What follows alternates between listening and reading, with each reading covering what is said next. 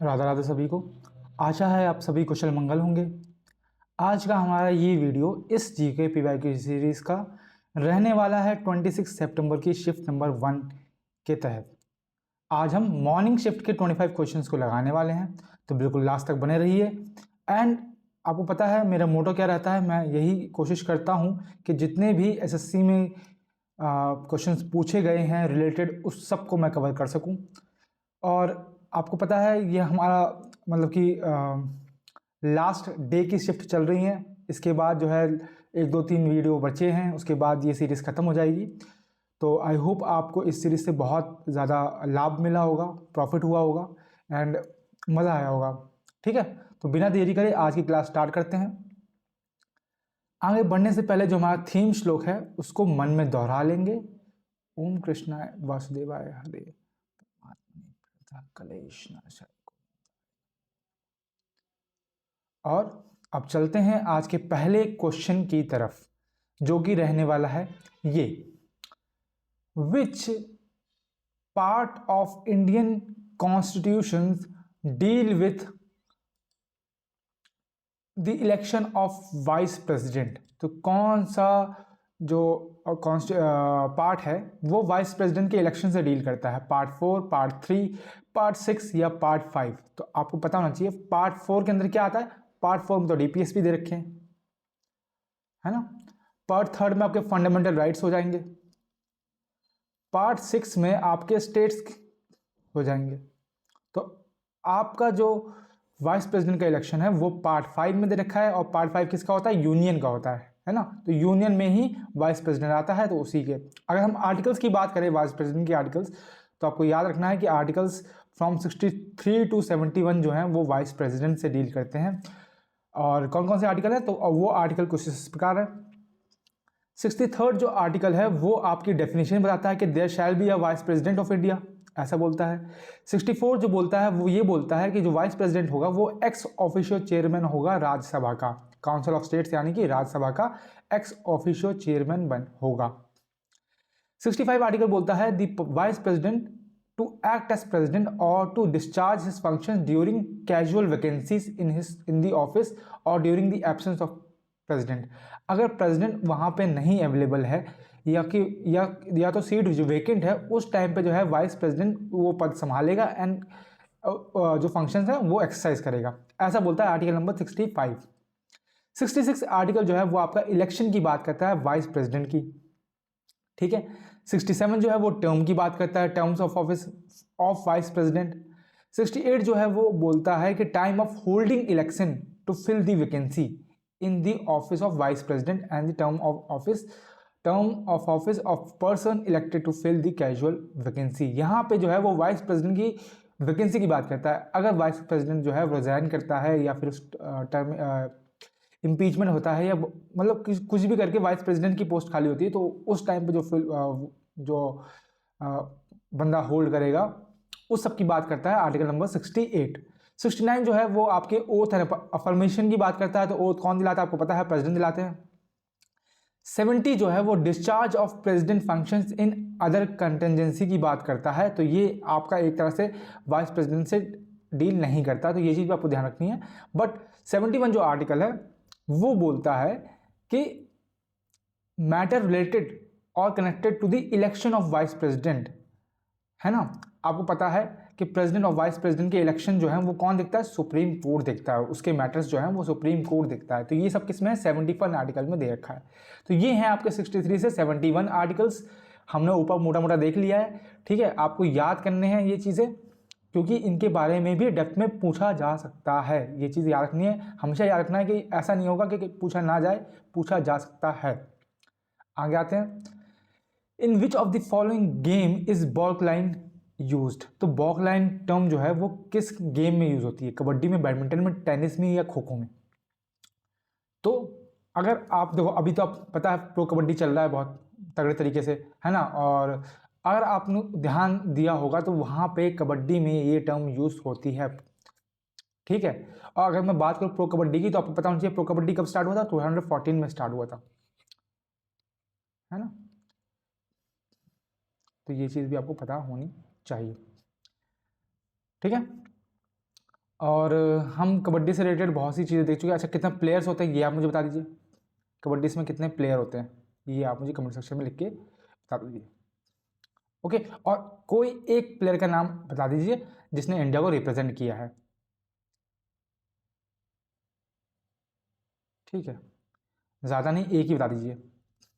ठीक है, तो ये 2 क्वेश्चन आप मुझे कमेंट सेक्शन में लिख के बताइए। आगे आते हैं। Which of the following statement is not correct. Not correct पूछा है यहाँ पे। ठीक है, ये चीज़ ध्यान देनी है। Light year is the unit of distance. Light year is the distance travel by light in 1 year. Light year is the unit of time.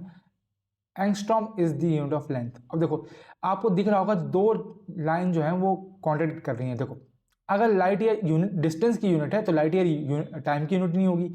अगर लाइट ईयर टाइम की यूनिट है तो लाइट ईयर डिस्टेंस की नहीं होगी। तो समझ रहे हो, ये 2 लाइन आपस में कॉन्ट्रैक्ट कर रही है, तो ऑप्शन जो है इन दोनों में से एक ही होगा। तो कौन सा गलत है? तो ये वाला गलत है कि light year is not the unit of time, light year is the unit of distance. और याद रखना है कि light year represents distance that light travel in a year in a vacuum. इसको आगे ऐड कर लो, इन अ वैक्यूम उसको हम बोलते हैं। और 1 लाइट ईयर कितना होता है? तो आप याद कर लो, 1 लाइट ईयर आपका होता है 9.46 इंटू 10⁻12 किलोमीटर।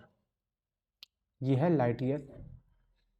ठीक है, अगर हम एमस्ट्रॉन्ग की बात करें तो एमस्ट्रॉन्ग क्या होता है? तो एमस्ट्रॉन्ग होता है आपका, इस तरह से रिप्रेजेंट करते हैं, इक्वल्स टू 10⁻⁻10 मीटर। तो ये चीज़ भी आपको ध्यान रखनी है। ठीक है, आगे आते हैं। What is the economic justification for subsidies in the agriculture sector. आपको पता है भारत का जो भारत में सबसे ज़्यादा जो वर्किंग सेक्टर है, मतलब सबसे ज़्यादा लोग जिस जहाँ पे एम्प्लॉयड हैं या फिर जहाँ लगे हुए हैं, वो एग्रीकल्चर सेक्टर है हमारा। अबव 50% जो है वो एग्रीकल्चर सेक्टर में काम करते हैं। ठीक है, तो आपको पता है किसानों को सब्सिडीज मिलती है थ्रू वेरियस योजनाएं, जो कृषि योजना होती हैं, किसान योजनाएं होती हैं, इनके थ्रू जो है सब्सिडीज वगैरह मिलती हैं, है ना। तो इकोनॉमिक जस्टिफिकेशन क्या है उस सब्सिडी देने का, ये आपको बताना है। पहला option, it is mostly use to provide benefit for rich farmers. Subsidy इसलिए दी जाती है ताकि जो रिच फार्मर्स हैं उनको बेनिफिट हो सके। Second option, it is a part of government expenditure in the service sector. तो ये पार्ट है गवर्नमेंट एक्सपेंडिचर का सर्विस सेक्टर में। पहली बात तो जो है एग्रीकल्चर सेक्टर की बात हो रही है, यहाँ पर सर्विस सेक्टर की बात नहीं हो रही थी, ऑप्शन अपने आप गलत हो जाएगा।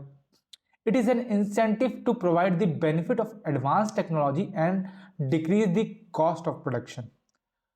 ठीक है, ये एक तरह से इंसेंटिव है ना। जो जो मतलब एडवांस टेक्नोलॉजी से जो बेनिफिट होगा उससे क्या होगा, कॉस्ट ऑफ प्रोडक्शन वो डिक्रीज कर जाएगा, जो लागत है, मूलता लागत जो है वो कम हो जाएगी। Fourth option, it is use to provide benefit for capital goods producers in agriculture. तो आपको पता है कैपिटल गुड्स प्रोड्यूसर की अगर मैं बात करूँ एग्रीकल्चर सेक्टर में तो ये बहुत कम है, तो बेनिफिट बहुत कम लोगों को मिलेगा। क्या ये सही है? तो the correct answer would be the third option. Subsidies लोगों को इसलिए दी जाती हैं ताकि लोग जो है एडवांस टेक्नोलॉजी का बेनिफिट उठा सकें, प्लस उससे क्या है जो उनका जो लागत लगी है, कॉस्ट ऑफ प्रोडक्शन है वो कम हो, ताकि उनको बेनिफिट हो, वो सर्वाइव कर सकें। आपको पता है इंडिया में मैक्सिमम लोग सिर्फ सर्वाइवल पे जी रहे हैं। जो हमारा एग्रीकल्चर सेक्टर है वो सर्वाइवल पे जी रहा है, वो प्रॉफिट सेक्टर नहीं है। बहुत से किसान जो हैं वो प्रॉफिट कमाते हैं, लेकिन वो बहुत ही रेयरली, बहुत मतलब 1 से 5% के बीच में अगर मैं काउंट करूँ तो उतने होंगे जिनको पता है। मैक्सिमम लोगों को अवेयरनेस ही नहीं है कि किस तरह से हम जो है जो कोल्ड स्टोरेज हैं उनका यूज़ कर सकते हैं, किस तरह से हम जो है एक्सपोर्ट कर सकते हैं, किस तरह से हम जो है वो कमर्शियल क्रॉप्स ग्रो कर सकते हैं ताकि बेनिफिट हो सके। तो वो चीज़ लोगों को पता ही नहीं है। इसलिए जो मैक्सिमम हमारा जो एग्रीकल्चर सेक्टर है वो सर्वाइवल पे जिंदा है, एंड इसीलिए सरकार जो है वो सब्सिडीज देती है ताकि लोग जो है एडवांस टेक्नोलॉजी का फ़ायदा उठा सके, जिससे उनका कॉस्ट ऑफ प्रोडक्शन कम हो सके, जिससे वो सर्वाइवल के लिए वो मतलब कि थोड़े से स्ट्रांग और हो सके। तो ये चीज़ आपको ध्यान रखनी है, that is the economic justification for subsidies in the agriculture sector. आगे आते हैं, द इन्वायरमेंट प्रोटेक्शन एक्ट जो 1986 में आया था empowers the dash to establish authorities charge with the mandate of preventing environmental pollutions in all its forms. जो environment protection act आया था 1986 में, वो अथॉरिटी देता है कि हम जो है इन्वायरमेंटल पॉल्यूशन को प्रिवेंट कर सकें हर तरीके से। तो ये मतलब कि कौन लेके आया था, state government, central government, supreme court या लोकल म्यूनसिपैलिटीज? तो इसका आंसर सिंपल है, सेंट्रल गवर्नमेंट ये चीज़ लेके आती है। ठीक है, क्योंकि इन्वायरमेंट जो है वो नेशनल इशू है, ऐसा नहीं है कि वो एक स्टेट का दिक्कत है ना, कि मतलब मान लो कि अगर यूपी की हवा ख़राब है तो बगल में जो पंजाब है उसकी हवा ख़राब नहीं होगी, ऐसा पॉसिबल नहीं है ना। तो इसलिए आपको ये चीज़ समझनी है, मतलब थोड़ा सा लॉजिक लगा के आपको सोचना है एंड आप बहुत ही आसानी से क्वेश्चन कर पाएंगे। आगे आते हैं, ये आप देख सकते हैं इन्वायरमेंट प्रोटेक्शन एक्ट 1986 का। This act came into force on November 19, 1986 and extend the whole of India. तो ये एनफोर्स्ड हुआ था नवंबर 1996 में। Okay, the act was pass to provide for the protection and improvement of environment for matter connected there. तो सिर्फ protection और improvement of environment की बात नहीं है, बट उससे रिलेटेड जितने भी मैटर्स हैं उससे भी एक कंसर्न करता है। ठीक है, उस पर भी मतलब ध्यान देता है, कहने का मतलब ये है। The act give certain power to certain central government to take measures for the purpose of protecting and improving the quality of environment and to prevent environmental pollution. तो ये एक्ट जो है सेंट्रल गवर्नमेंट को power देता है कि वो action ले सकती है with respect to protect and improve the quality of environment. ठीक है, और ये एक तरह का जो एक्ट है ये एक तरह का अम्ब्रेला की तरह है, छत्र, जैसे अम्ब्रेला की छत्र छाया होती है ना भाई, उसी की तरह है ये। ठीक है, design to provide a framework for central government coordination of activities of various central and state authorities establish under the previous laws such as water act and air act. तो ये मतलब कि इसके अंदर जो है इस छाते के अंदर वेरियस एक्ट भी मतलब कि इंक्लूड हो सकते हैं, जैसे वाटर एक्ट हो गया आपका, है ना, क्योंकि वाटर का पॉल्यूशन भी जो है वो वो इन्वायरमेंटल पॉल्यूशन से ही है। एयर एक्ट भी है, वो भी एक तरह से कह सकते हो कि मतलब एयर की प्योरिफिकेशन के लिए, कम पॉल्यूशन के लिए है। तो वो चीज़ क्या है, वो एक तरह से सब इसकी छाया में है, वैसा समझ लो। ये एक तरह का फ्रेमवर्क दे देता है कि एक ही चीज़ में सब चीज़, वो वाली कहानी है। ठीक है, आगे आते हैं। Which of the following articles and part of Indian constitution deal with state legislature. यहाँ ध्यान देना, स्टेट लेजिस्लेचर की बात की गई है। तो ये कौन सा पार्ट और कौन से आर्टिकल्स डील करते हैं? Article 214 to 231 in part 6। तो ये 214 से 231 तक ये कौन से आर्टिकल हैं? ये तो हाई कोर्ट के आर्टिकल है। ठीक है, article 79 to 122 in part 5। Part 5 union है, तो 79 से 122 जो है वो किसके हैं? Union legislature. समझ रहे हो, यूनियन लेजिस्लेचर यानी कि पार्लियामेंट के आर्टिकल्स हैं, इसे समझना है आपको। पार्ट 9 जो है वो पंचायत से डील करता है, तो 243 और 243O तक जो है वो पंचायत के आर्टिकल्स हैं। तो बच गया पार्ट 6 जो कि स्टेट से डील करता है, एंड 168 से लेकर 212 तक ये आपके स्टेट लेजिस्लेचर के आर्टिकल्स हैं। ठीक है, स्टेट लेजिस्लेचर के आर्टिकल की अगर मैं बात करूं तो ये आर्टिकल्स हैं, आप देख सकते हैं। 168 जो है वो बताता है कि composition of state legislature specifying the number of member and their representation. ठीक है, क्या बोलते हैं, लेजिस्लेटिव असेंबली और लेजिस्लेटिव काउंसिल में कितने मेंबर्स होंगे और कितनी रिप्रेजेंटेशन होगी हर स्टेट वगैरह की, ये बताता है। सॉरी, हर उसकी जिला परिषद वगैरह की, क्या बोलते हैं, जिला परिषद ही बोलते हैं ना उसको, जो फर्दर डिवाइडेड होते हैं, सब ग्रुप्स जो होते हैं। ठीक है, तो उसकी क्या रिप्रेजेंटेशन रहेगी वो आर्टिकल 168 बताता है। आर्टिकल 169 जो है वो बोलता है to empower the abolition or creation of legislative council in state providing flexibility in legislative structure। तो आर्टिकल 169 ये पावर देता है कि लेजिस्लेटिव काउंसिल जो है वो स्टेट में बनाई जा सकती है और अबॉलिश की जा सकती है। वहीं आर्टिकल 170 जो है वो डिफाइन करता है the composition of legislative assemblies ensuring proportional representation. 171 जो है वो outlines the composition of legislative council ensuring representation from various sector of the society. Article 172 जो है वो prescribe the duration of state legislature. 73 the lay down the qualification of members of state legislature. ठीक है, qualification बताता है कि house of profit वगैरह hold नहीं करने चाहिए, इंडियन सिटीजन होनी चाहिए, एज वगैरह होनी चाहिए, ये सब समझ रहे हो। वो तो क्या है आर्टिकल 173। 174 जो है वो govern session of state legislature, prorogation, dissolution, ensuring efficient functioning. ठीक है, तो जो सेशंस होते हैं जैसे पार्लियामेंट में 0 आवर ये सब वगैरह होते हैं, वैसे स्टेट लेजिस्लेचर में भी सेशंस होते हैं, तो उसमें जो सभा बैठती है वो आर्टिकल 174 में मेंशन है। 175 specify the right of governor to address and send messages to the house और हाउसेस। ठीक है, तो जो गवर्नर को जो राइट मिल रखा है कि वो जो एक सभा से पहले भाषण देगा, ये सब जो है ना वो चलता रहता है, उसको कुछ बोलते हैं स्पेसिफिकली हिंदी में, मुझे वो शब्द याद नहीं आ रहा, तो वो आर्टिकल 175 में मेंशन है।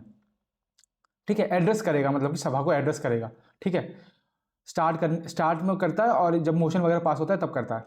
176 की बात करें अगर हम, तो provides for special address by the government, यहाँ पे स्पेशल एड्रेस का मेंशन है। और 177 जो है defines the right of minister and advocate general as respect to the houses, ensuring effective participation in the legislative process. तो ये राइट ऑफ मिनिस्टर जो है एंड एडवोकेट जनरल के जो राइट्स हैं उसकी बात करता है आर्टिकल 177।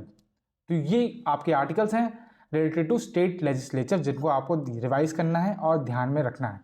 ठीक है, क्योंकि इनसे सवाल पूछे जा सकते हैं। प्रोरोग कौन करता है, डिसॉल्व कौन करता है, ये सब भी आपसे पूछा गया है कई बार, तो इस चीज का भी आपको ध्यान रखना है। आगे आते हैं। The upper portion of the earth is known as stratosphere, troposphere, lithosphere या mesosphere। तो आप ध्यान से देखेंगे तो आपको पाएंगे कि 3 ऑप्शन इसमें से एटमॉस्फेयर की लेयर दे रखी हैं। The correct option would be option number C, यानी कि लिथोस्फेयर को ही हम अपर पोर्शन ऑफ अर्थ बोलते हैं। एंड लिथोस्फेयर, अगर मैं लिथोस्फेयर की बात करता हूं तो आप ये मान लीजिए कि जो ऊपर की लेयर जो जिसको हम क्रस्ट बोलते हैं उसका अप टू 200 किलोमीटर मान लीजिए क्रस्ट, प्लस जो मेंटल होती है उसका जो सॉलिड लेयर होती है, उन दोनों के कॉम्बिनेशन से आपकी लिथोस्फेयर बनती है। ठीक है, अगर मैं समझाऊं आपको तो आप कुछ इस तरह समझेंगे, जैसे कि ये देख सकते हैं आप। तो ये जो देखो सबसे ऊपर वाली लेयर क्रस्ट होती है, उसके बाद जो मेंटल आता है, फिर लास्ट वाली कोर होती है। और कोर जो है वो 2 पार्ट में डिवाइडेड है, आउटर कोर और इनर कोर। जो आउटर कोर होती है वो आपकी जो है वो लिक्विड होती है, और अर्थ का जो मैग्नेटिक फील्ड होता है वो इसी के कारण होता है। वहीं अगर मैं बात करूं इनर कोर की, तो ये जो है सॉलिड होती है, ये ऑलरेडी हमें पता है। ठीक है, तो जो क्रस्ट है वो अप टू आप उसको जो ये जो ऊपर जो क्रस्ट है उसके नीचे जो है लिथोस्फेयर आती है, और लिथोस्फेयर क्रस्ट प्लस जो मेंटल का अपर सॉलिड पोर्शन है उसको हम बोलते हैं लिथोस्फेयर। ये चीज आप देख सकते हैं। लिथोस्फेयर के जस्ट नीचे एक एस्थोनोस्फेयर आती है। इस एस्थोनोस्फेयर क्या होती है, ये एक्चुअली में एक सेमी मॉल्टन लेयर होती है। ठीक है, क्योंकि आप जो एस्थेनोस का मतलब ही होता है वीक, तो समझ लो एक तरह से ये सेमी मॉल्टन लेयर होती है जस्ट बिलो लिथोस्फेयर। ठीक है, तो ये चीज़ भी आपको ध्यान रखनी है। उसके अलावा क्या चीज़ ध्यान रखनी है, उसके अलावा कुछ चीज़ें ये ध्यान रखनी है, जैसे कि क्रस्ट जो है वो किससे बनता है, वो बनता है सियाल से, सिलिका और एल्यूमिनियम से। जो मेंटल है वो बनता है आपका सीमा, सिलिका और मैग्नीशियम से, है ना। और जो कोर बनता है वो बनता है नीफे, निकल और फेरस आयरन से। ठीक है, अगर हम ढंग से क्रस्ट के कंपोजिशन को याद करें कि कौन कौन से जो एलिमेंट्स उसमें पाए जाते हैं, तो हम कुछ इस प्रकार याद करते हैं। ओ सीआल करके हम याद करते हैं, ओ सीआल। और जो ऑक्सीजन है वो आपकी 46.6% लेती है। सिलिकॉन जो है 27.7% पाई जाती है, और एल्यूमिनियम 8.1% पाई जाती है। एल्यूमिनियम के नीचे फेरस लिख लो आप, तो वो भी 5% के आसपास मिलता है। और जो क्रस्ट होती है वो दो तरह की होती है, एक को हम बोलते हैं ओशियनिक और एक को हम बोलते हैं कॉन्टिनेंटल। एक को हम बोलते हैं कॉन्टिनेंटल और दूसरे को हम बोलते हैं ओशियनिक। ये क्रस्ट के प्रकार है, ठीक है। सॉरी, क्रस्ट ही लिख दिया मैंने यहाँ पे, यहाँ लिख देता हूँ ओशियनिक, ठीक है। जो कॉन्टिनेंटल क्रस्ट होती है ये आपकी ग्रेनाइट से मिलकर बनती है, और वहीं जो ओशियनिक क्रस्ट होती है ये आपकी बसाल्ट से मिलकर बनती है, तो बसाल्टिक होती है। ये थिक होती है एज कंपेयर टू ओशियनिक, और ये थिन होती है। मीनवाइल ये डेंसर होती है, और ये उतनी डेंसर, कॉन्टिनेंटल उतनी डेंसर नहीं होती है, ठीक है। तो ये कुछ चीजें हैं जो आपको पता होनी चाहिए रिगार्डिंग दी अर्थ पार्टीशंस, है ना। आप देख सकते हैं, ठीक है। इतनी मतलब बेसिक चीज़ आपको पता होनी चाहिए। उसके बाद आपको पता है कि क्या बोलते हैं, क्रस्ट, मेंटल और कोर को पर्टिकुलरली एक बाउंड्री, इमेजिनरी बाउंड्री जो है हम उसको अलग करते हैं, जिसको हम याद कैसे करते हैं, कोई मुझे रेड गुलाब ला दो वैसे करके, है ना, कॉनराड, ये सब जो है जिसको हम क्या बोलते हैं, कुछ बोलते हैं, मेरे दिमाग से फिर से वो चीज़ निकल गई, ठीक है। मतलब कि वो अलग कर देती है कि अपर मेंटल और इनर मेंटल के बीच में एक बाउंड्री है, वो अलग, वो बाउंड्री बताती है कि अपर, इसके ऊपर जो है वो अपर मेंटल है, उसके नीचे जो है लोअर मेंटल है। तो उस चीज़ को हम ऐसे याद करते हैं, ठीक है। आते हैं आगे क्वेश्चन पे। Match the following social reform organisations with their respective founders. तो आपको ऑर्गेनाइजेशन को उसके फाउंडर से मैच करवाना है। ब्रह्मो समाज, रामकृष्ण मिशन, प्रार्थना समाज, आर्य समाज। तो देखो आपको पता है ब्रह्मो समाज किसने गठन किया था, राजा राममोहन रॉय ने। कब, 1828 में। उससे पहले आत्मीय सभा 1814 में राजा राममोहन रॉय ने बनाई थी, जो आगे चल के ब्रह्मो समाज बन जाती है।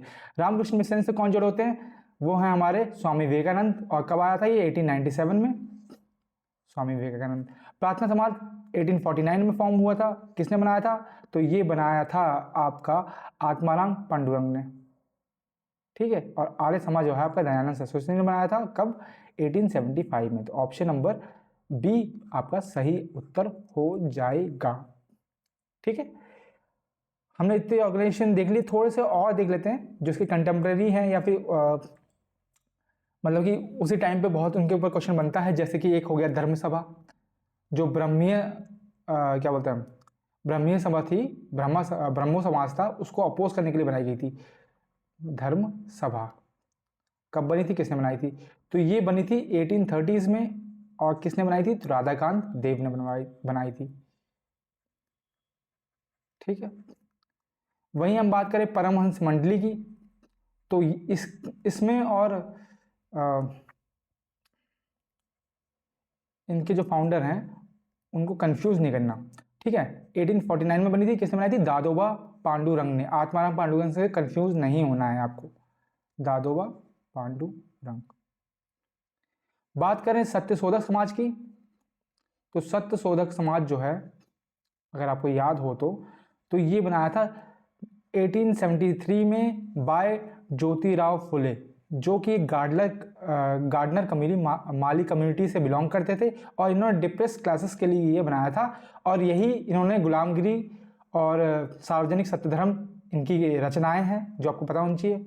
और एक और हम याद कर लेते हैं, देव समाज भी यहीं पे देख लेते हैं। देव समाज बना था लाहौर में, ये चीज़ आपको याद नहीं है, ये बना था लाहौर में in the year 1887 by SN Agnihotri. तो ये नाम आपको याद रखना है, ठीक है। तो ये कुछ ऑर्गेनाइजेशन रिगार्डिंग SSC आपको याद रखनी है, जो बार बार पूछी जाती हैं, रेगुलर इंटरवल पे इनको पूछा जाता है। चलते हैं आगे। In West Bengal how many rice crops are grown in a year. West Bengal में चावल की फसलें कितनी होती हैं एक साल में, ये पूछा गया है। तो याद रखना है आपको कि 3 तरह की चावल की फसलें होती हैं, जिनको हम जानते हैं औस अमन बोरो के नाम से, औस अमन बोरो के नाम से हम जानते हैं, ठीक है। थोड़ी सी चीज़ मैं यहाँ पे और एक्स्ट्रा ऐड कर देता हूँ related to these 3 types of rice crops that इनका सोइंग सीजन और इनका हार्वेस्टिंग सीजन हम देख लेते हैं थोड़ा सा, तो आपको थोड़ा सा आइडिया मिल जाएगा। तो औस जो वैरायटी है वो मार्च से अप्रैल के टाइम पे बोई जाती है और इसकी कटाई जुलाई अगस्त में होती है। ठीक है, जून जुलाई में अमन बोई जाती है और इसकी कटाई नवंबर दिसंबर में होती है।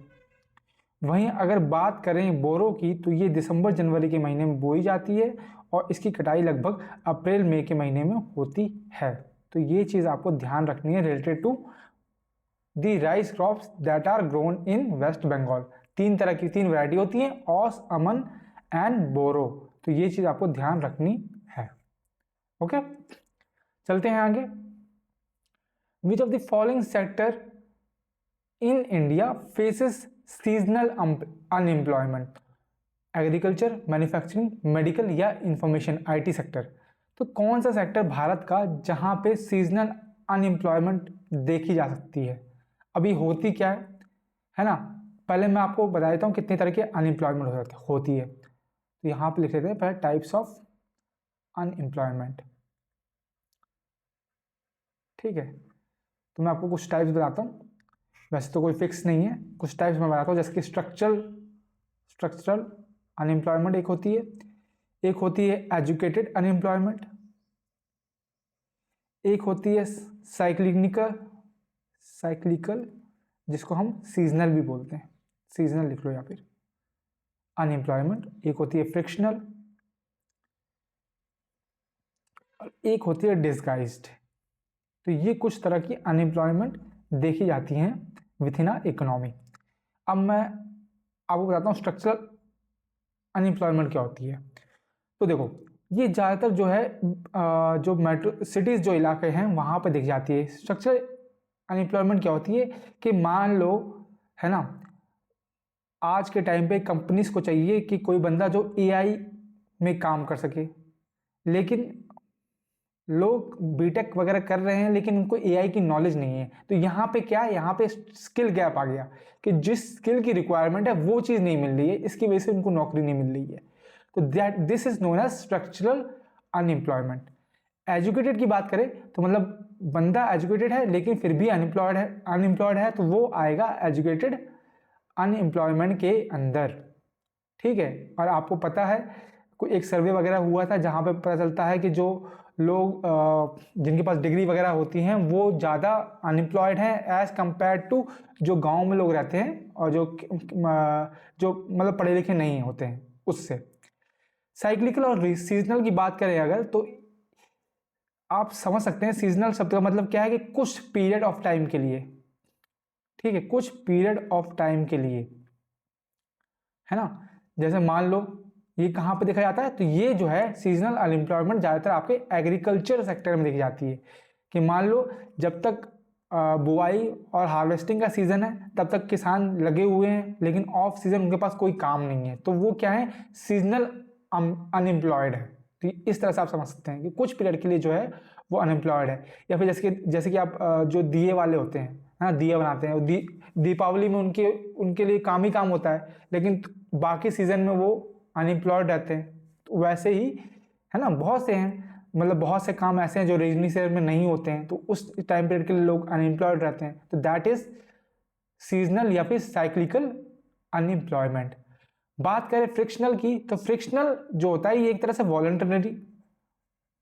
वॉलंटरी अनएम्प्लॉयमेंट है। कहने का मतलब क्या है कि मान लो आप ए कंपनी में काम करते हैं, ठीक है, और आपको बी कंपनी में जॉब ऑफर हुआ, ठीक है, या फिर जॉब आपके लिए अप्लाई करना है, तो आप जो है 1 महीने का वहाँ से रिजाइन देके 1 महीने का गैप लेके उसकी प्रिपरेशन कर रहे हैं, फिर आप दूसरी कंपनी में जाएंगे। तो आप जॉब स्विच के बीच में जो है जो बीच में टाइम रहेगा वहाँ पे आप अनएम्प्लॉयड हैं, वहाँ पे आपकी सैलरी नहीं आ रही है, तो that is known as frictional या फिर वॉलंटरी अनएम्प्लॉयड। डिस्गाइज का मतलब क्या है कि छुपा हुआ, हिडन अनएम्प्लॉयमेंट, हिडन। ठीक है, जैसे मान लो एक फील्ड है, खेत की एक फील्ड है, इसमें 10 लोग काम कर रहे हैं, ठीक है, 10 लोग जो है बुआई कर रहे हैं, क्या बोलते हैं, मान लो चावल की फसल लगा रहे हैं, ठीक है, अगर 10 लोग मान लो ये काम 3 दिन में कर रहे हैं, ठीक है, वहीं पे दूसरा सेम फील्ड है, सेम साइज का फील्ड है, वहां पे 6 लोग लगे हुए हैं, वो भी काम 3 दिन में कर रहे हैं। कहने का मतलब क्या है कि जो इसमें जो 4 लोग बैठे हुए हैं उनकी प्रोडक्टिविटी, मार्जिनल प्रोडक्टिविटी 0 है। मतलब अगर ये 4 लोग ना भी हों तब भी काम 3 दिन में ही होगा। तो ये क्या है, ये जो 4 लोग हैं ये डिस्गाइज्ड अनएम्प्लॉयमेंट है। समझ रहे हो कि मतलब इनकी मार्जिनल प्रोडक्टिविटी 0 है, मतलब इनके हटाए जाने पे भी कोई इफेक्ट नहीं पड़ेगा वर्कलोड पे। तो that is known as disguised या फिर हिडन अनएम्प्लॉयमेंट।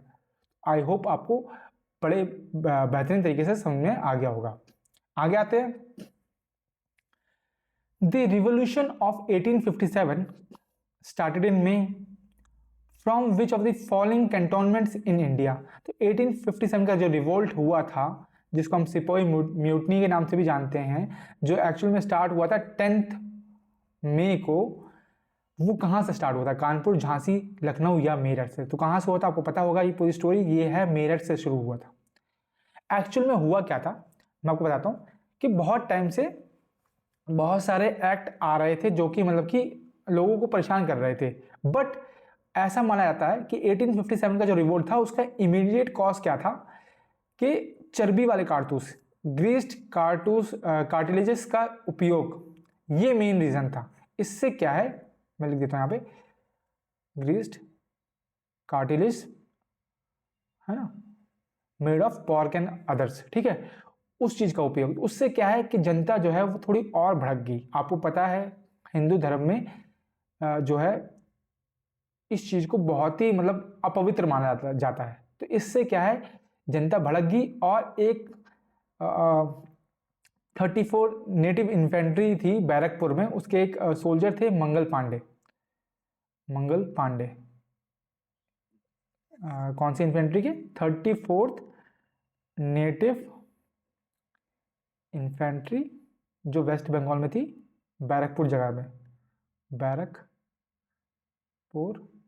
वेस्ट बंगाल। इन्होंने अपने ऑफिसर पे गोली चला दी। वो दिन था 29 मार्च 1857 का, और ऑफिसर का नाम याद रखना, ऑफिसर का नाम था लेफ्टिनेंट बो, ठीक है। इनके ऊपर गोली चला दी और इनकी हत्या कर दी। इस वजह से इनको जो है 8 अप्रैल 1957 को फांसी पे चढ़ा दिया जाता है, हैंग्ड, ठीक है। और 10 में मतलब उससे पहले का डिसाइड हुआ था, लेकिन 10 मई को ऑफिशियली जो है रिवोल्ट स्टार्ट हो जाता है। लोग दिल्ली जाना स्टार्ट कर देते हैं, दिल्ली चलो वाला, ठीक है। ये चीज आपको ध्यान रखनी है। और याद रखना, जो 1857 का रिवोल्ट था उसको फर्स्ट वॉर ऑफ इंडिपेंडेंस किसने बोला था, ये क्वेश्चन भी पूछा गया है, तो इस पे भी आपको ध्यान देना है। 1857 के रिवोल्ट को फर्स्ट वॉर ऑफ इंडिपेंडेंस किसने बोला? तो ये बोला था वीडी सावरकर जी ने, वीडी सावरकर, याद रखना ये नाम, ठीक है। इस पे क्वेश्चन बना है। अब बात करते हैं, रिवोल्ट हुआ और अलग अलग जगह से लोगों ने प्रदर्शन किया, तो बहुत सी जगह से कुछ कुछ लीडर ने मतलब कि लीड किया, तो वो उनके नाम देख लेते हैं जो पूछे आते हैं। तो आपको याद रखना है कि दिल्ली से किसने लीड किया, लखनऊ से किसने किया, कानपुर से किसने किया, बिहार से किसने किया,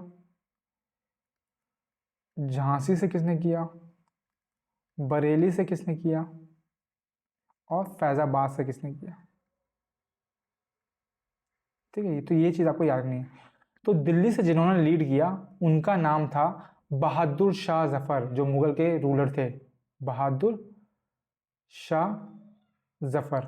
और कई बार ऑप्शन में, एसएससी के ऑप्शन में आपको उनके जनरल जो थे बख्त खान, उनका नाम भी देखने को मिलेगा। अगर बहादुर शाह जफर का नाम नहीं है तो आप बख्त खान पर टिक लगा के आएंगे। लखनऊ से लीड किया हजरत बेगम हजरत महल ने, बेगम हजरत महल ने। कानपुर से लीड किया नाना साहिब और उनके बेटे तात्या टोपे ने, नाना साहिब और उनके बेटे तात्या टोपे। बिहार से कुंवर सिंह ने लीड किया।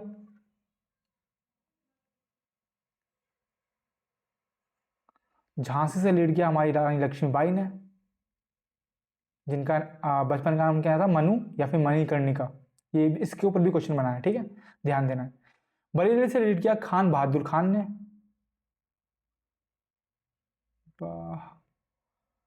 बहादुर खान, ठीक है। फैजाबाद से लीड किया मौलवी अहमदुल्ला ने, ठीक है।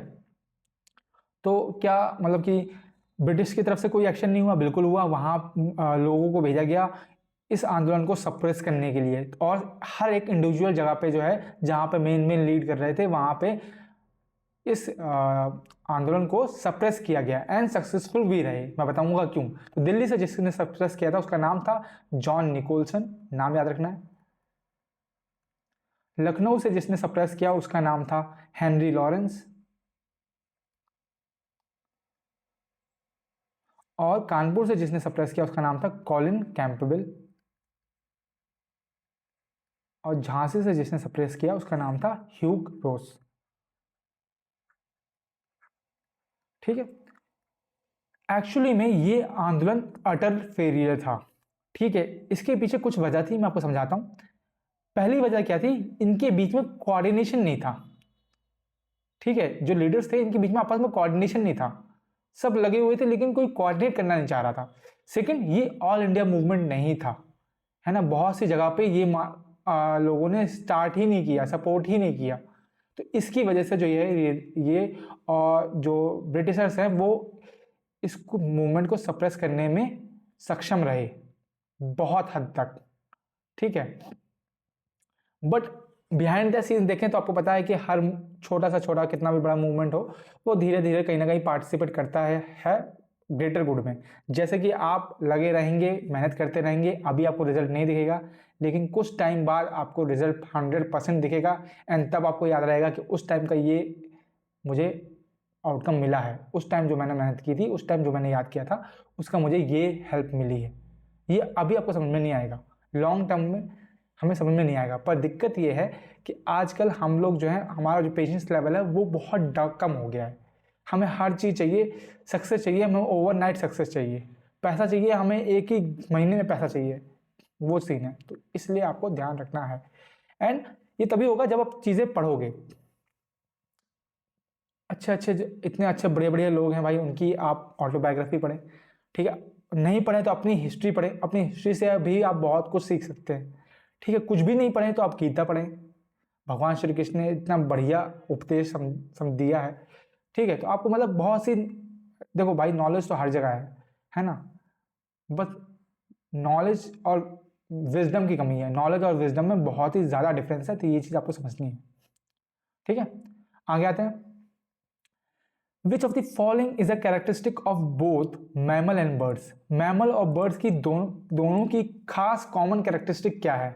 विविपैरिटी, पिगमेंटेड स्किन, न्यूमैटिक बोन्स या वार्म ब्लडेड। अब विविपैरिटी क्या होती है? विविपैरस का मतलब होता है कि जो ऑर्गेनिज्म बोलो वो बर्थ दे, ठीक है। तो आपको पता है मैमल्स तो बर्थ देते हैं, लेकिन बर्ड क्या है? बर्ड अंडे देती है। जो अंडे देते हैं उनको हम बोलते हैं ओवीपैरस। क्या बोलते हैं? ओवीपैरस। तो पहला वाला गलत हो गया। पिगमेंटेड स्किन दोनों में देखने को मिलती है, मैमल्स में भी और बर्ड्स में भी। चितकबरा जिसे बोलते हैं हिंदी में, चितकबरा स्किन है, लेकिन ये एक कॉमन कैरेक्टरिस्टिक नहीं है, ऐसा नहीं है कि हर किसी में देखने को मिल जाएगी, ठीक है। तो और न्यूमैटिक बोन्स जो हैं वो बर्ड्स में देखने को मिलती हैं। The correct answer would be warm blooded, दोनों के गर्म खून होते हैं, ठीक है। ये चीज़ आपको ध्यान रखनी है। और थोड़ा डिफरेंस मैं बताता हूँ, यहाँ पे आप देख सकते हैं, ये डिफरेंस मैंने लिखा है। एविस जो है वो क्लास ऑफ बर्ड है under the phylum vertebrate of kingdom animalia. Same ये भी है, ये भी फाइलम है वर्टिब्रेट्स ऑफ किंगडम एनिमेलिया के अंदर। एविस जो होते हैं, पक्षी जो होते हैं, बर्ड्स यहाँ पे लिख लो आप, उनके पास फेदर्स होते हैं, बीक्स होते हैं, बीक्स यानी चोंच, और विंग्स होते हैं। यहाँ पे इनके पास मेमोरी ग्लैंड्स होते हैं, आपको पता है दूध देने वाले ये ऑर्गेनिज्म होते हैं। हैव न्यूमैटिक बोन्स, इनके पास लिम्स होते हैं, ठीक है। ओवीपैरस होते हैं यहाँ पे, और ये वीवीपैरस होते हैं, अभी मैंने आपको समझाया। Dry skin without glands except oil gland, ठीक है। इनके पास, इनकी ड्राई स्किन होती है, इनके पास अपने पास हेयर्स होते हैं, और ईयर का जो पिन्ना है वो भी होता है, ठीक है। Teeth and several other glands for proper digestion हमारे पास होते हैं, मैमल्स के पास होते हैं। तो ये बेसिक डिफरेंस है एविस और मेमेलिया या फिर बर्ड्स एंड मैमल्स में, ठीक है। तो ये चीज़ आई होप आपको समझ में आई होगी। एग्जाम्पल अगर मैं लिखूं तो बर्ड्स में आपका पैरेट हो जाएगा, क्रो हो जाएगा, है ना। बर्ड्स आपको पता ही है कौन कौन से हैं। मैमल्स में क्या क्या हो जाएंगे, मैंने कल कैरो लिख दिया भाई, मैं अभी एकदम क्रो, ठीक है। मैमल्स में आपके आ जाएंगे वेल हो गई, है ना, एलिफेंट हो गया, वेल एलिफेंट हो गया, है ना, ये सब मैमल्स हो जाएंगे। एनिमल्स वगैरह सब कुछ इसी में आ जाएंगे, ठीक है। तो ये चीज़ आपको ध्यान रखनी है। आगे आते हैं, टू प्रमोट एग्रीकल्चर, खेती बाड़ी को बढ़ावा देने के लिए मोहम्मद तुगलक या फिर Mohammad bin Tughlaq founded which of the following new ministries, Diwane Arsh, दीवाने आमिरे कोही, या दीवाने इंशा, या दीवाने रिसालत। तो देखो एमबीटी के बारे में, मोहम्मद बिन तुगलक के बारे में हमें क्या क्या चीज़ पता है कि इसका रूल कब से कब तक है, 1325 से 1351 तक। इसको वाइजेस्ट फूल के नाम से जाना जाता है, ठीक है। क्यों? क्योंकि इसने अपने कार्यकाल में 3 ऐसे लोगों को नौकरी हाई पोस्ट पे रखा था जो कि मतलब कि क्या ही बोले, जैसे एक बार्बर हो गया, इसका एक बार्बर था, एक गार्डनर था और एक वाइन्स टेलर था। इस सबको जो है हायर पोस्ट दे रखी थी अपनी उसमें कोर्ट में, इसलिए इसको वाइजेस्ट फूल बोला जाता है। और इसने बहुत सारे ऐसे एक्सपीडिशन किए जो कि फेल हो गए, मैं आगे बताऊंगा, ठीक है। उसके बाद इसका रियल नेम क्या था, इसका रियल नेम था जौना या उलुग खान, जौना खान या फिर उलुग खान, ये याद रखना है, ठीक है। इसके टाइम पे 2 बेहतरीन आर्टिस्ट हुए जिनके नाम आपको याद रखने हैं। एक तो है हमारे इब्न बतूता, ठीक है, जिन्होंने जो कहाँ से आया था, मोरक्को से आया था, और कौन सी बुक लिखी वो आप मुझे बताएंगे। और एक है ज़ैनुद्दीन बरानी, इन्होंने कौन सी बुक लिखी ये आप मुझे बताएंगे। ये दोनों जो है एमबीटी के कोड में आते हैं। तो इब्न बतूता आए थे मोरक्को से, ठीक है, और इन्होंने बुक लिखी थी, उसका नाम था रिहाल, ये याद रखना है। और इन्होंने जो बुक लिखी, 2 बुक लिखी, दोनों बुक के नाम याद रखना है। एक है तारीख फिरोज शाही, फिरोज शाही, और एक है फतवाए जहींदारी, फतवाए जहांदारी। ये 2 बुक इसने ज़ैनुद्दीन बरानी ने लिखी थी, तो ये चीज़ आपको ध्यान रखनी है। अब बात कर लेते हैं, अच्छा, इसने एग्रीकल्चर का जो डिपार्टमेंट स्टैब्लिश किया था उसका नाम क्या था, उसका नाम था दीवाने कोही, ठीक है। ये चीज़ आपको ध्यान रखनी है। उसके बाद बात करते हैं इसके जो एक्सपेडिशन जो फेल हुए थे। देखो 1327 में इसने कैपिटल शिफ्ट किया from Delhi to Daulatabad, capital shift from Delhi to Daulatabad, और सब सामान लेके दौलताबाद बाद पहुंच गया, वहां पर रहने लगा। पहली गलती ये थी। दूसरी गलती क्या, इससे पहले ही साल में 1326 में इसने जो है जो गंगा यमुना द्वाब होता है ना उस पर टैक्स बढ़ा दिया। अब आपको पता है कि भाई गंगा यमुना द्वाब पे वैसे ही किसानी करना बहुत मुश्किल है ना, इतना पॉसिबल नहीं है, और ऊपर से जो टैक्स लोग दे रहे हैं उसके ऊपर भी और टैक्स बढ़ा दिया, तो ये फेल कर गया। लोग मतलब कि जो है गुस्सा हो गए इस बात से। एक 1329 में इसने खुरासन एक्सपेडिशन किया, खुरासन पे चढ़ाई करी, वो भी फेल हो गया, ठीक है। और उसी साल जो है इसने एक टोकन करेंसी कर दी, मतलब कि मान लो जैसे सोने के सिक्के चल रहे हैं, इसने सोना बंद करके ब्रॉन्ज के जो सिक्के हैं उसको हाई वैल्यू दी थी कि भैया एक ब्रॉन्ज के सिक्के से जो है आप 5 गोल्ड के सिक्के ले सकते हो, समझ लो ऐसा ऐसा हो जाए तो क्या मजे आ जाएंगे आपको। तो लोगों ने क्या किया, लोगों ने घर में ही बनाना शुरू कर दिए ब्रॉन्ज के सिक्के, तो ये भी फेल कर गया, है ना।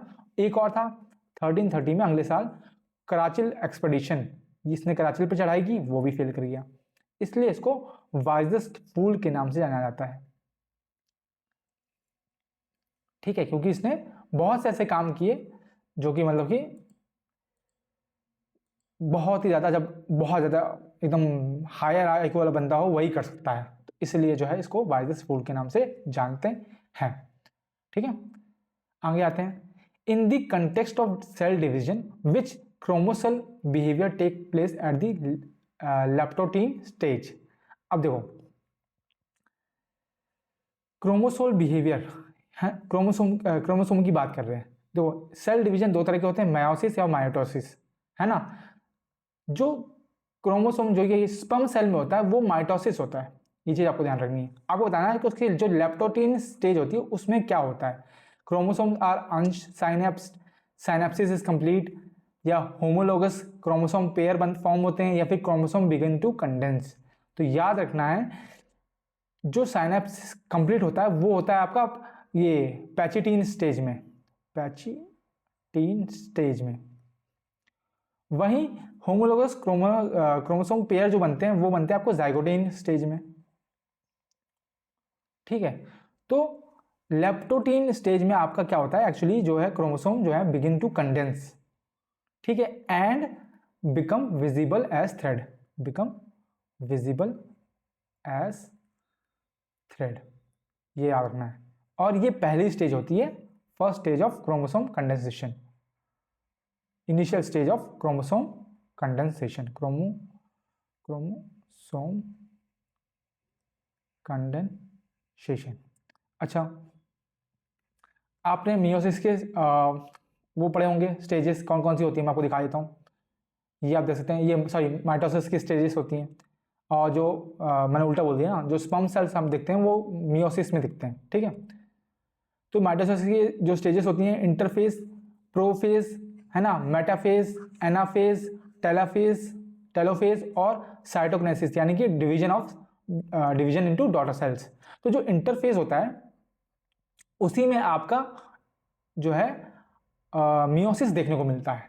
ठीक है, और मियोसिस के अंदर बहुत सारी स्टेज होती हैं। देखो इंटरफेस के बाद ही जो है इसके सब स्टेजेस बोल लो, इसके बाद आता है लेप्टोटीन, जहां पे जो है क्रोमोसोम देख सकते हैं आप कि ये कंडेंस होना स्टार्ट हो जाएंगे, और ये जैसे थ्रेड की तरह है स्ट्रक्चर जो है वो दिखने लगेगा। उसके बाद आता है जाइगोटीन। ठीक है, जाइगोटीन में क्या होता है, पेयर बनेंगे, होमोलोगस क्रोमोसोम के पेयर बनेंगे। ठीक है, जाइगोटीन की बात आता है पैचिटीन। पैचिटीन में क्या है, साइनेप्सिस जो है वो कंप्लीट हो जाएगा, आप देख सकते हैं क्रॉसिंग ओवर अकर्स हो जाएगी। उसके बाद डाइप्लोटीन हो जाएगा, फिर डाइक्लिनेसिस होगा, और फिर मेटाफेज फर्स्ट आ जाएगा। ठीक है, मेटाफेज सेम, एनाफेज वही जो हमने देखा था अभी, आपने यहाँ पे देखा होगा, ये मेटाफेज और ये एनाफेज आ गया। तो इसके बीच के जो फेजेस हैं वो हैं ये आपके जो मियोसिस में होते हैं। ये किस में होते हैं, मियोसिस, क्योंकि हम बात कर रहे हैं क्रोमोसोम की, हम बात कर रहे हैं स्पर्म सेल की, मियोसिस, मियोसिस। ठीक है, तो याद रखना स्पर्म सेल में मियोसिस होता है। ठीक है, तो ये आपको ध्यान रखना है। वैसे कभी क्वेश्चन बना नहीं है, पर क्योंकि ये क्वेश्चन इस बार आ चुका है तो हो सकता है, होप जो है थोड़ा सा ये कह सकते हो आपके पहले जो क्वेश्चन आता था वो इस माइटोसिस साइकिल का आता था, सेल डिवीजन साइकिल का आता था। लेकिन अब क्या है, अब उन्होंने थोड़ा सा एक और स्टेप फर्दर लिया, डेप्थ में गए हैं। तो ये चीज़ भी आपको मैंने पहले बता दी, सारी स्टेजेस हैं, ये आपको ध्यान में रखनी है। ओके, चलते हैं आगे। अरविंद पारिक, अब Padma Bhushan awardee, plays which of the following musical instrument. तो अरविंद पारिक जो हैं, जिनकी फोटो ये लगी हुई है, आप देख सकते हैं, ये अरविंद पारिक है हमारे, इनको पद्म भूषण मिला है। कब मिला है, 2018 में। ये तो लिखा नहीं है, फिर भी मैं बता देता हूँ, 2018 में मिला है अरविंद पारिक को। ये कौन सा इंस्ट्रूमेंट बजाते थे या फिर किस इंस्ट्रूमेंट से जुड़े थे, तो ये हमारे सितार वादक हैं। याद रखना क्या है, सितार वादक। पद्म भूषण के अलावा इनको संगीत नाटक अकेडमी अवार्ड भी मिला है, संगीत नाटक अकेडमी अवार्ड मिला है। कब मिला है, सन 2003 में। ये चीज भी आपको याद रखनी है। ओके, और आपको पता है सितार वादक के लिए हम बहुत सारे ऑलरेडी कंपोनेंट देख चुके हैं, फिर भी हम एक बार रिवाइज कर लेते हैं। सितार और कौन कौन बजाते हैं, सबसे पहले नाम आएंगे पंडित रविशंकर का, इनको तो भूलना ही नहीं है। इनके ऊपर तो क्वेश्चन जो है एसएससी के फेवरेट हैं, ये इनके ऊपर क्वेश्चन भर भर के आते हैं। उनकी बेटी अनुष्का शंकर, ठीक है, विलायत खान, इमरात खान, विलायत खान, इमरात खान, निखिल बैनर्जी,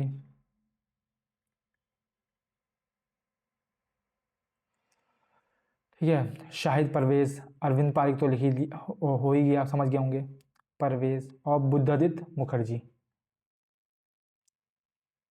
आदित्य मुखर्जी। ये कुछ नाम हैं जो कि सितार वादक हैं, इनको आपको याद रखना है। वैसे भी मैं बहुत बार रिवाइज करवा चुका हूँ, तो आपको ऑलरेडी याद हो जानी चाहिए। बात कर लेते हैं बांसुरी, फ्लूट, तबला और सारंगी की, तो इसके भी कंपोनेंट आप लगे हाथ जो है याद कर लीजिए। मैं यहीं सारंगी का बता देता हूँ यहाँ पे, और तबला और बांसुरी का अगले पेज में बता देता हूँ। सारंगी से आपको याद रखना है पंडित राम नारायण,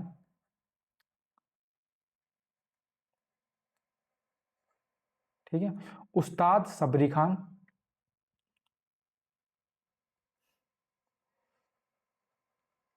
बुंदू खान, शाकूर खान, अब्दुल लतीफ़ खान,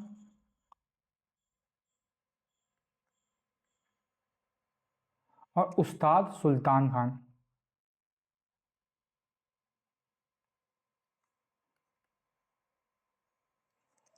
ठीक है, बात कर लेते हैं फ्लूट की, बांसुरी की और तबला की, उसको भी मैं अगले पेज में देख लेता हूँ। यहाँ फ्लूट की हम बात कर लेते हैं।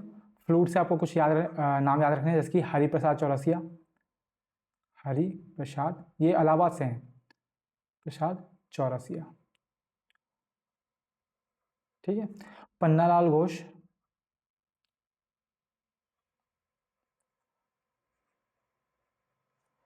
राजेंद्र प्रसन्ना,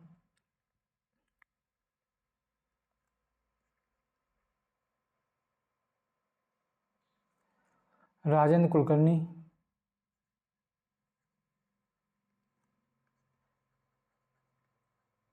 और प्रभात शर्मा, ये जो आसाम से हैं, प्रभात शर्मा जो है आपके आसाम से, ये क्वेश्चन पूछा गया है, ठीक है। ये नाम आपको याद रखने हैं। वहीं बात करें तबला से, तबला से आपको रिकॉल हो जानी चाहिए सारे नाम। तबला उस्ताद अल्लाह रखा, जाकिर हुसैन, विक्रम घोष, निखिल घोष, आनंद गोपाल बंदोपाध्याय और अनोखीलाल मिश्रा, ठीक है। ये नाम आपको याद हो जानी चाहिए, मैं लिखवा देता हूँ। तबला से उस्ताद अल्लाह रखा,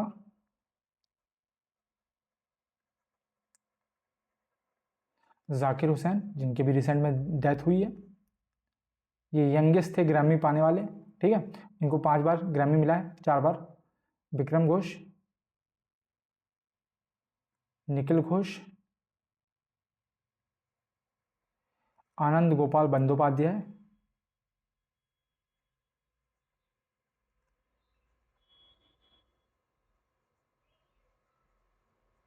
और Anokhilal Mishra,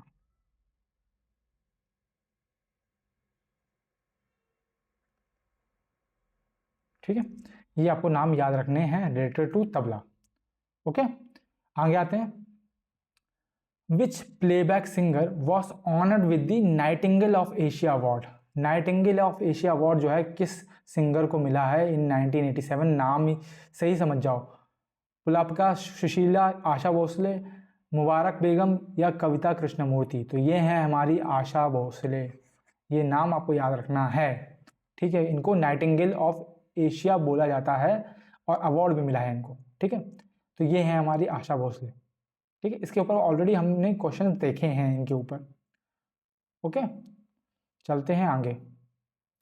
how many carbon dioxide and water molecules will be there in the product side if the following equation is made balanced. तो मतलब कि हमें पहले इसको इक्वेशन को बैलेंस करना है, तो लिख लेते हैं यहाँ पे, फिर बैलेंस करते हैं।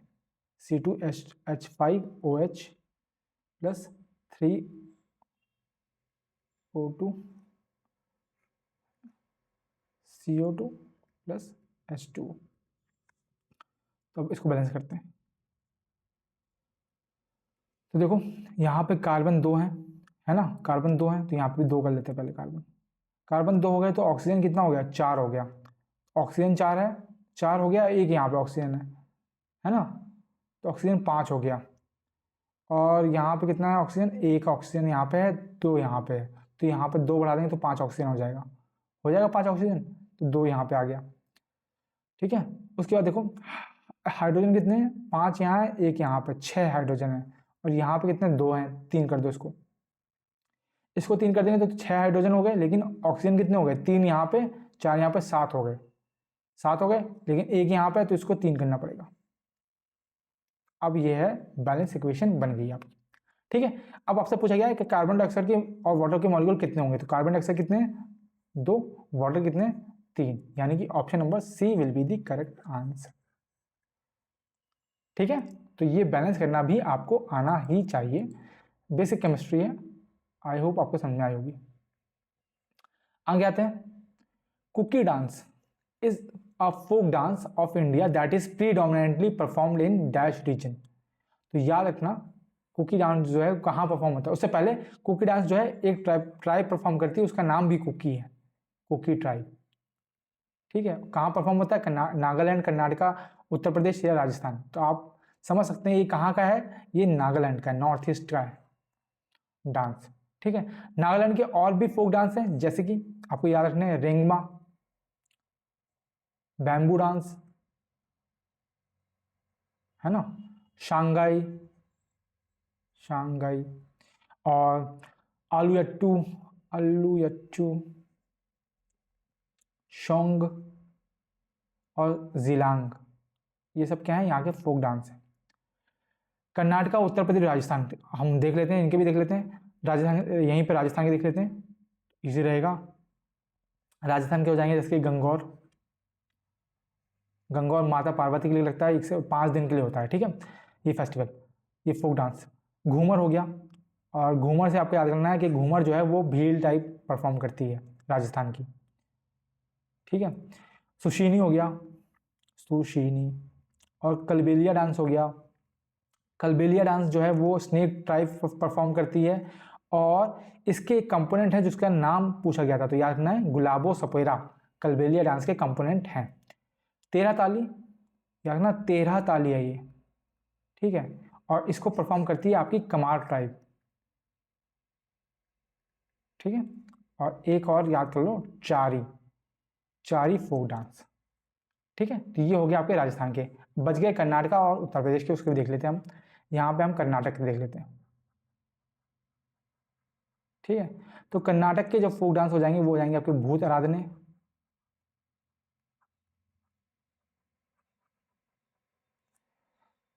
कमसाले, वीरगासे, है ना, ये हम ऑलरेडी देख चुके हैं, बस रिवाइज कर रहे हैं। डोलुगुनीता, ठीक है, यक्षगान, इसके ऊपर क्वेश्चन बना था, अभी अभी हमने देखा था, यक्षगान। करगा हो गया, गान है ना, ये है यहाँ पे, करगा हो गया, हुत्तारी हो गया, ये सब क्या है, ये सब कर्नाटका के फोक डांस है। बात कर लेते हैं यूपी की, तो यूपी के से आपको याद आ जानी चाहिए रासलीला। ठीक है, जो ब्रिज एरिया पड़ता है वहाँ पर परफॉर्म किया जाता है। चरकुला हो गया आपका, नौटंकी हो गया, ये सब जो है यूपी की फोक डांस हैं। नौटंकी और कजरी हो गया आपका, और एक और याद कर लो, जैता। ठीक है, ये सब क्या है, यूपी के फोक डांसेस हैं। तो ये चीज़ आपको सारी याद होनी चाहिए, और हम बार बार रिवाइज इसीलिए कर रहे हैं ताकि आपको जो है ढंग से याद हो जाए। ठीक है, चलते हैं आगे। The term microfinancing was first used in 1970s during the development of Grameen Bank of Bangladesh, which was founded by Dash. तो ग्रामीण बैंक ऑफ बांग्लादेश जो है वो किसने फॉर्म किया था, ये आपसे पूछा है, मैंने फोटो लगा रखी है, अगर आप पहचान सके तो। Mohammad Yunus, Adam Smith, Jeremy Bentham, या फिर अल्फ्रेड मार्शल। तो the correct answer is Mohammad Yunus. ठीक है, जिनकी मैंने फोटो लगा रखी है। इनको ही फादर ऑफ माइक्रो फाइनेंस बोला जाता है। पहली बात, फादर ऑफ माइक्रो फाइनेंस बोला जाता है। ठीक है, सेकंड, इन्होंने ही ग्रामीण मॉडल ऑफ माइक्रो फाइनेंस भी दिया था, जिसपे ये ग्रामीण बैंक ऑफ बांग्लादेश बना था। ग्रामीण मॉडल ऑफ माइक्रो फाइनेंस, इसी वजह से इनको जो है नोबेल प्राइज से भी सम्मानित किया गया इन द ईयर 2001। ठीक है, अब बात कर लेते हैं अल्फ्रेड मार्शल। आपको पता है ये जो है archaeologist, father of Indian archaeologist बोला जाता है इनको। ठीक है, ये सब चीज़ आपको याद होनी चाहिए। एडम स्मिथ इकोनॉमिक्स से संबंधित है। अब हम बात कर रहे थे माइक्रो फाइनेंस इंस्टीट्यूशन एमएफआई की। तो एमएफआई होती क्या है, ये इंस्टीट्यूशन होते क्या है?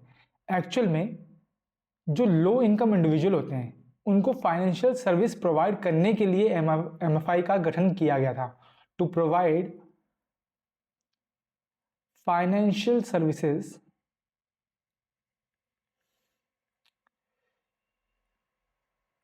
To low income individual. ये चीज आपको ध्यान रखनी है। सेकंड चीज, हर कॉन्सेप्ट इसमें होता है, बस एक कॉन्सेप्ट इसमें नहीं होता, that is known as micro saving. Micro saving का कॉन्सेप्ट जो है उसका कोई लेना देना नहीं है एमएफआई से, ये चीज आपको याद रखनी है, ये डायरेक्ट क्वेश्चन पूछा गया था। थर्ड चीज, इसकी गाइडलाइंस जो है वो आरबीआई इशू करता है, आरबीआई इशूज गाइडलाइंस, ठीक है।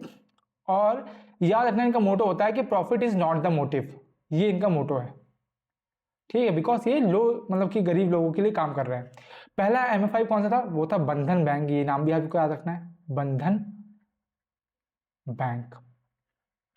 और थोड़ी सी अगर बात करें एमएफआई की, तो आपको बताना है कि पहला एमएफआई कौन सा था, फर्स्ट एमएफआई, ठीक है, वो थे आपका सेवा, जिसको हम बोलते हैं सेल्फ एम्प्लॉयड वुमेन एसोसिएशन, सेवा, जो बना था 1974 में, ठीक है, कहां पे? अहमदाबाद में, ठीक है, ये चीज होगी। और एमएफआई के आपको मॉडल से याद होनी चाहिए, मैं ऑलरेडी करा चुका हूं कि एमएफआई जो है कितने मॉडल पे काम करता है, बहुत सारे हैं, मेजर मेजर आपको याद करने हैं जो पूछे गए हैं, जैसे एसएचजी मॉडल हो गया, सीडीएफ मॉडल हो गया, और सपाप मॉडल, एसएपीएपी मॉडल हो गया। ये सब मॉडल जो हैं ये एमएफआई पे वर्क, मतलब एमएफआई इन पे वर्क करती है, तो ये चीज़ आपको पता होनी चाहिए। इनके बारे में क्वेश्चन ऑलरेडी बना हुआ है और मैं इसके बारे में ऑलरेडी डिस्कस कर चुका हूँ, तो मैंने आपको हिंट दे दिया है, तो आपको याद आ जाने चाहिए। चलते हैं आगे। Nirupama Sanjeev is the famous dash player of India. Nirupama Sanjeev, जिनकी मैंने फोटो लगा रखी है, ये आप देख सकते हैं यहाँ पे, ये किस स्पोर्ट्स की प्लेयर है इंडिया की? बैडमिंटन, स्विमिंग, टेनिस या फिर चेस, किसकी प्लेयर है?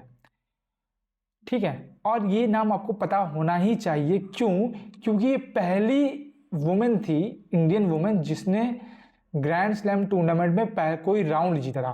फर्स्ट, लिख देता हूं मैं, first Indian to win a round. और ग्रैंड स्लैम आपको पता है कितना बड़ा लेवल पे जो है वो है, टूर्नामेंट है, ग्रैंड स्लैम टूर्नामेंट।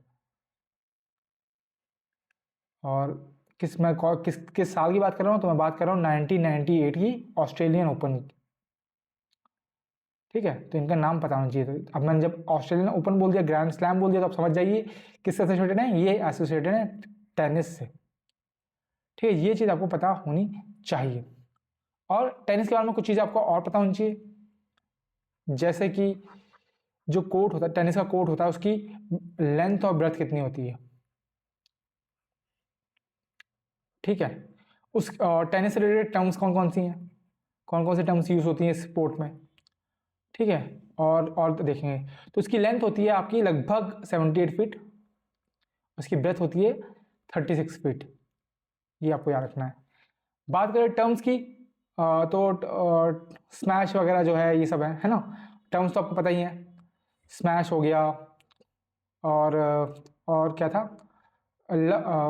लव भी इसी में है शायद, नहीं, लव बैडमिंटन में शायद, ठीक है। सिंगल, डबल्स, ये सब जो है इसी में है, और इसमें वो फ्लैग वगैरह भी यूज़ होते हैं ना, आपने देखा होगा झंडी यूज़ होती है, ब्लैक, रेड और वाइट की, ठीक है। तो ये भी आपको पता होना चाहिए। उसके भी मेरे ख्याल से शायद उसकी हाइट या ऐसे कुछ पूछा था। थोड़े से कप देख लेते हैं हम कि कौन कौन से कप टेनिस से एसोसिएटेड है, जैसे कि रॉजर्स कप हो गया आपका, है ना, डेविस कप हो गया, माइमी कप हो गया, और एक है बिली जीन किंग कप हो गया। ग्रैंड स्लैम तो मैंने बता दिया, ग्रैंड स्लैम 4 तरह के होते हैं, Australian open, French open, Wimbledon open और यूएस ओपन, ठीक है। तो ये चीज़ भी आपको पता होनी चाहिए, ठीक है, रिगार्डिंग टेनिस। चलते हैं आगे। अगला क्वेश्चन है, who among the following Pallava king occupied Vatapi जिसको हम बादामी बोलते हैं, and defeated the Chalukyas.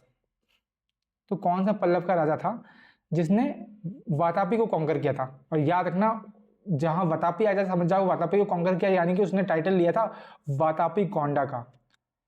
Vatapi कोंडा का उसने टाइटल लिया था, वातापी कोंडा यानी वातापी को कॉन्कर करने वाला। बाय डिफीटिंग किस राजा को हराया था? उसने हराया था पल्लव के पुलाकेशिन सेकंड को। तो the answer is Narasimha first. यहां पर लिख लीजिए नरसिम्हा फर्स्ट है ये आंसर। ठीक है, इन्होंने हराया था पुलाकेशिन सेकंड को और टाइटल लिया था वातापी कोंडा का। दूसरी चीज, इनका एक और नाम है जिससे जाने जाते थे, वो नाम है ममल्य। याद रखना, ममल्य जो है इनका निकनेम है, एक तरह से ये कह लो आप। सेकंड चीज, जो आपने हर्षवर्धन की कोर्ट में याद ही होगा, तो ह्यूनसांग आया था, तो वो जो ह्यूनसांग है वो इनके कोर्ट में भी आया था, ये भी आपको पता होना चाहिए। ठीक है, बस इसके अलावा जो क्वेश्चन है नरसिम्हा वन से ज्यादा पूछा नहीं जाएगा। बात करें पल्लव डायनेस्टी की, जिनके राजा हैं, तो पल्लव डायनेस्टी किस लिए फेमस है? वो इसलिए फेमस है बिकॉज ये द्रविड़ स्टाइल साउथ इंडिया में लेके आई थी। ठीक है, मैंने शायद उल्टा बोल दिया ना। जो पुलाकेशिन II है वो चालुक्य रूलर है। ठीक है, मैं यहाँ पे लिख देता हूँ कंफ्यूज होने के लिए। और जो नरसिम्हा वर्मन है वो पल्लव रूलर है। ठीक है, मैंने थोड़ा सा उल्टा बोल दिया शायद जल्दीबाजी में। और पल्लव किंगडम किस लिए जाना जाता था? वो जाना जाता था शोर टेम्पल्स के लिए। और ये कहाँ पे बने? ये बने ममल्लपुरम में। तो आप याद कर सकते हैं ममल्लपुरम, ममल्ल। ठीक है, ऐसे याद कर सकते हैं। जो ममल्ल है वो किसका नाम है? नरसिम्हा वर्मन फर्स्ट का था। इन्हीं के एक और रूलर थे नरसिम्हा वर्मन द्वितीय, नरसिम्हा वर्मन सेकंड। ये इसलिए फेमस है बिकॉज इन्होंने एक टेम्पल बनाया था जिसका नाम है कैलाश नाथ टेम्पल। ठीक है, इसको कंफ्यूज नहीं करना है कैलाश टेम्पल से। ठीक है, कैलाश नाथ टेम्पल अलग है, कैलाश टेम्पल अलग है। कैलाश जो टेम्पल है वो आपका एलोरा केव्स में देखने को मिलता है। एक है कैलाश टेम्पल। ठीक है, ये आपको देखने को मिलता है एलोरा केव्स में। और ये एक मोनोलिथिक रॉक टेम्पल है। मोनोलिथिक मतलब कि एक ही चट्टान से उसको तराश से उसी में टेम्पल बनाया गया है। ठीक है, और ये बनवाया था राष्ट्रकूटा डायनेस्टी की कृष्णादि फर्स्ट के राजा ने। कृष्णादि फर्स्ट किसके? राष्ट्रकूट डायनेस्टी। ठीक है, तो ये चीज आपको बताना चाहिए। और मैंने क्या बताया कि द्रविड़ स्टाइल जो है वो पल्लव लेके आए थे साउथ इंडिया में। वैसे ही और भी स्टाइल्स थी, आप मुझे बताएंगे कौन कौन सी डायनेस्टी इससे संबंधित है। जैसे कि मारू गुज्जर स्टाइल, मारू गुज्जर स्टाइल। एक है आपकी नगर स्टाइल जो नॉर्थ ईस्ट में नॉर्थ साइड में देखी जाती है, मतलब कि हमारी जो यूपी वगैरह क्षेत्र है यहाँ पे। एक है वेसरा स्टाइल जो कि combination of Nagara and Dravida style है। तो मारू गुज्जर स्टाइल जो है वो सोलंकी डायनेस्टी लेके आई थी। ठीक है, और नगर स्टाइल जो है वो गुप्ता के टाइम पे आए थे ये स्टाइल। और वेसरा जो है वो चालुक्य लेके आई थी, जिसके पुलाकेशिन सेकंड जो है वो रूलर थे। तो ये चीज आपको याद होनी चाहिए regarding some kings and this dynasties. ठीक है, आगे आते हैं। Who among the following famous badminton player won Singapore Open in 2022? तो सिंगापुर ओपन 2022 का किसने जीता था? अपर्णा पोपट, साइना नेहवाल, ज्वाला गुप्ता या पीवी सिंधु? तो the answer is PV Sindhu. ठीक है, पीवी सिंधु का पूरा नाम क्या है? उनका नाम है पुशरला वेंकट सिंधु, ये याद रखना है। ठीक है, कभी पूछ भी सकता है, क्या पता पूछ ले। बैडमिंटन प्लेयर है।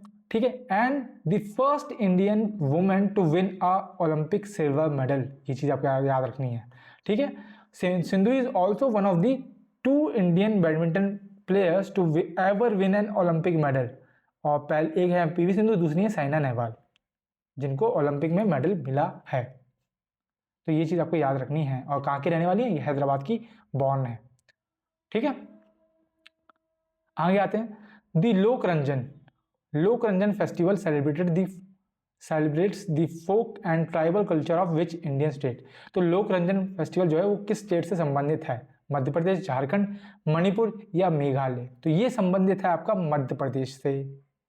मध्य प्रदेश के और कौन कौन से फेस्टिवल हैं? एक हो गया खजुराहो फेस्टिवल, खजुराहो, भगोरी हाट यहीं का है ना। और हमने क्या याद किया था? रसनावा, रसनावा, गढ़िया, गढ़िया, पंचमढ़ी उत्सव ये भी एमपी का है, पंचमढ़ी उत्सव। और एक बहुत ही फेमस त्यौहार जिसकी हिस्ट्री में बहुत चर्चा है, ये वो है चैत्यागिरी विहार फेस्टिवल। चैत्यागिरी विहार फेस्टिवल, ये आपको याद रखना है कहाँ का है? एमपी का। बात कर ले झारखंड, मणिपुर और मेघालय की, तो हम मेघालय को यहाँ पे देख लेते हैं, बाकी को नेक्स्ट पेज में देख लेंगे। तो मेघालय से आपको हो जाएंगे शैड सुकरा, वंगाला फेस्टिवल, जो वंगाला, नोंगक्रेम और बहदीन खलामी कौन से हिल्स में सेलिब्रेट किए जाते हैं? गारो खासी जयंतिया में। वंगाला फेस्टिवल जिसको फेस्टिवल ऑफ फेस्टिवल्स भी बोलते हैं, फेस्टिवल ऑफ फेस्टिवल्स, ठीक है। वंगाला हो गया, नोंगक्रेम बताया मैंने, और मैंने बताया बहदीन खलाम, बहदीन खलाम। और एक और याद कर लो, स्ट्रॉबेरी फेस्टिवल भी यहीं का है। स्ट्रॉबेरी फेस्टिवल जो है वो भी कहाँ का है? मेघालय का है। बात कर लेते हैं झारखंड और मणिपुर की, तो झारखंड की मैं यहाँ लिख देता हूँ, झारखंड फेस्टिवल्स, और उस साइड हम बात कर लेंगे मणिपुर की। तो झारखंड में आ जाएंगे आपके रोहिणी फेस्टिवल, तुसु पर्व यहीं का है, तुसु पर्व। और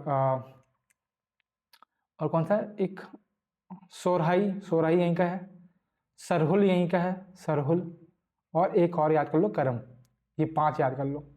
तो ये कहाँ के? झारखंड के। बात करें अगर मणिपुर की, तो डोल यात्रा, कंग यात्रा, कुट, है ना। मणिपुर के हो गया डोल यात्रा, कंग यात्रा, कुट, कंग यात्रा, कुट। लाई हरोबा यहीं का है ना। और लू नगाई, गंग नगाई, लू नगाई और गंग नगाई, ये भी यहीं का है, ठीक है।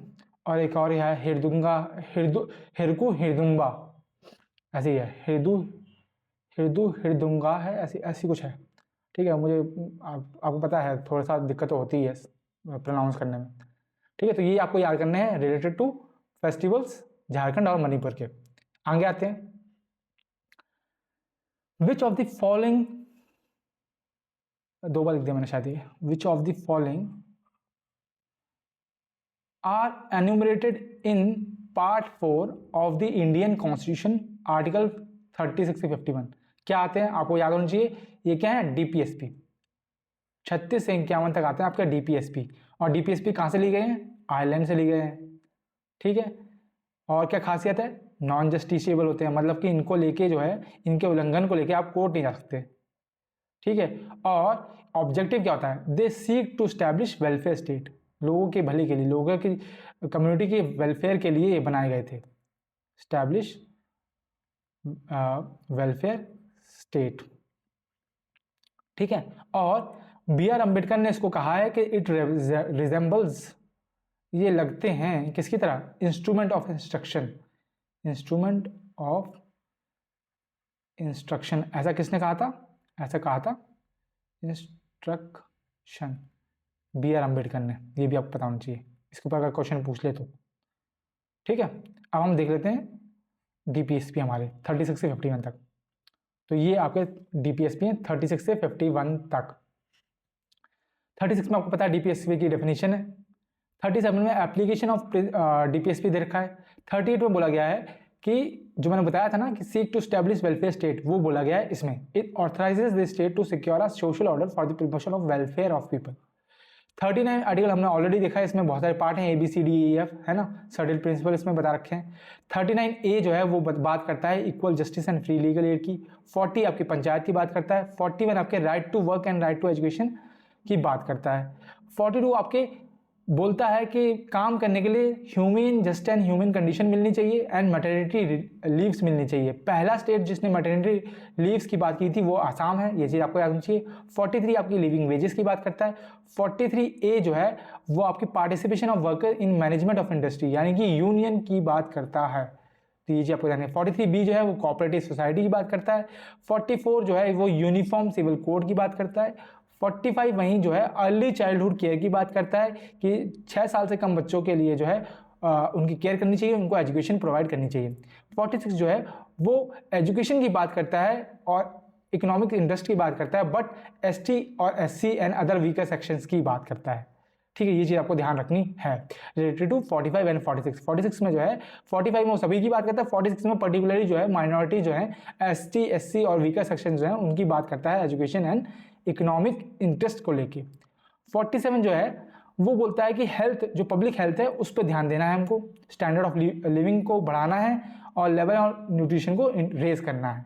48 आपकी एग्रीकल्चर और एनिमल हस्बेंड्री की बात करता है। 48A आपका improvement of environment and safeguarding the forest and wild life की बात करता है।